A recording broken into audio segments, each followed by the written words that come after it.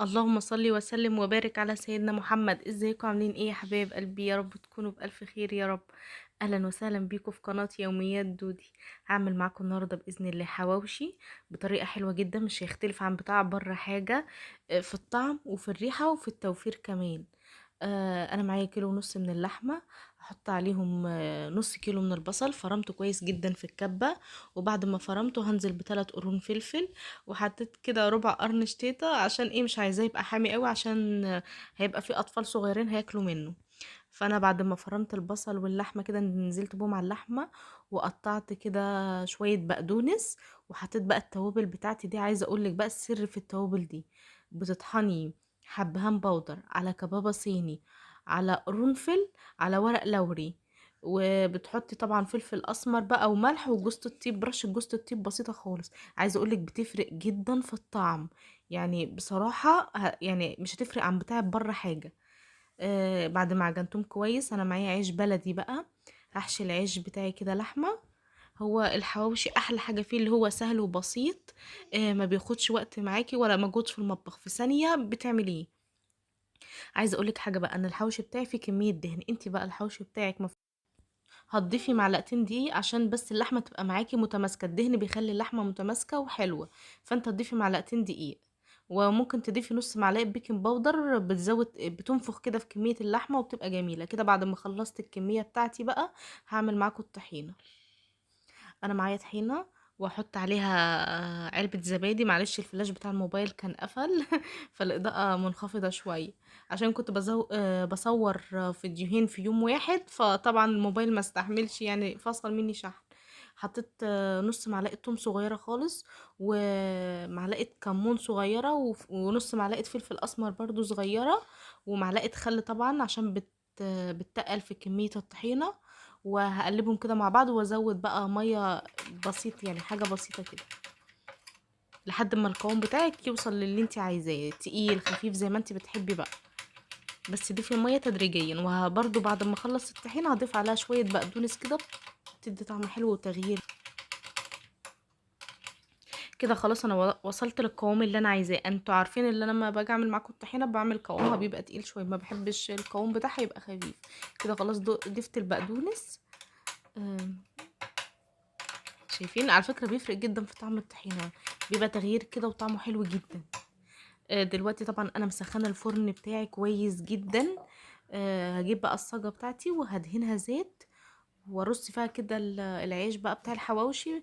ممكن تعملها على عين البوتاجاز، بس انا بصراحة يعني اللهم بارك كنت عاملة كمية كبيرة، فما كنتش، كان هياخد مني وقت شوية يعني لو كنت هعمل على عين البوتاجاز وكده. فانا قلت بقى عشان انجز وكده، فعملت في الفرن وكده بقى. بعد ما اختي جوزي كانت جت، عايزه اقول لكم طبعا اللي هي كانت جايه لنا النهارده، فانا قلت بقى مش هعدي اليوم كده ونعمل عشوه كده حلوه مع بعض. وعملت طبعا الحواوشي، كان اسهل حاجه واسرع حاجه عشان ما اقفش كتير في المطبخ، عشان نكمل قعده مع بعض كده. وهي ربنا يخليها لنا يا رب، وقفت بقى عملت لي السلطه، قالت لي معلش جيت متاخر. وكده بقى شكل السفرة بتاعتنا اللهم بارك كده في الاخر. شايفين ما شاء الله جمال الحواوشي؟ عايزه اقول لك كان طعمه وريحه ما يفرقش عن بره حاجه، بجد بجد حلو جدا. وطبعا مفيش احلى من اللمه والله العظيم، ولا اكل ولا اي حاجه خالص تساوي اللمه الحلوه. وهنا بقى بعد ما خلصنا العشاء بتاعنا، صممت بصراحه تغسل المواعين وقالت لي ما اشجعك يا اختي كده شويه بقى، انت مش عايزه تعملي لنا روتينات؟ قلت لها اصورك، قالت لي مفيش مشكله، قالت لي بس احنا عايزين منك بقى روتينات حلوه كده. قلت لها باذن الله. وقفت بقى ربنا يخليها لنا يا رب، وقفت غسلت لي كده شويه المواعين، وكملنا القعده مع بعض. بس عايزه اقول لكم كان يوم جميل جدا والله، اللمه مفيش احلى من اللمه الحلوه اقسم بالله. طبعا بقى لو وصلتوا معايا الفيديو لحد دلوقتي، ما تنسونيش في اللايك والاشتراك في القناه، وتفعلوا زر الجرس عشان يوصل لكم كل جديد، وتكتبوا لي كومنتات حلوه كده زيكم. ربنا يخليكم ليا يا رب انتوا كمان، وتسلموا لي على الكومنتات الحلوه بجد والله العظيم بتفرحني جدا. وعايزه تشجيع حلوه بقى عشان عيلتنا تكبر كده. عايزه اقول لكم والله يا بنات هي اللي صممت، ما كنتش عايزه اتعبها يعني، قلت لها هنكمل القعده مع بعض وانا ابقى اعملهم وكده. هي قالت لي لا هنخلص وبعدين نقعد مع بعض عادي.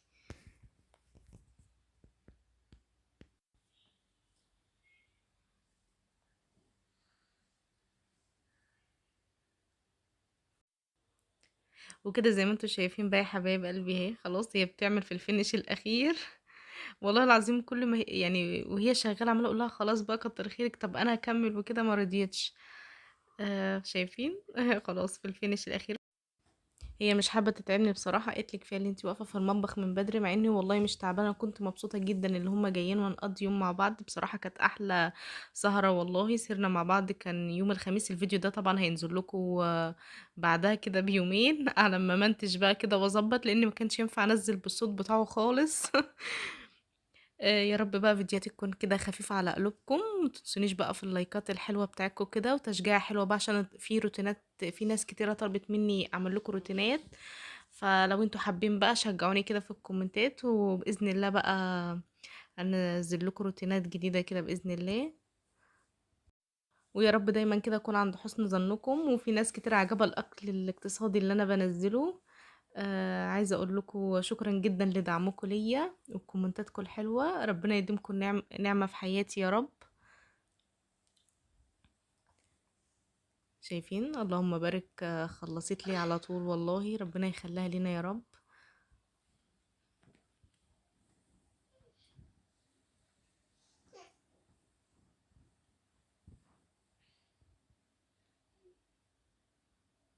يلا بقى يا حبايب قلبي كده، متنسوش تصلوا على النبي كده في الكومنتات. وتنسوش اللايك عشان في ناس بتخش وتنسى اللايك. يلا دمتم سالمين حبايب قلبي، في رعاية الله.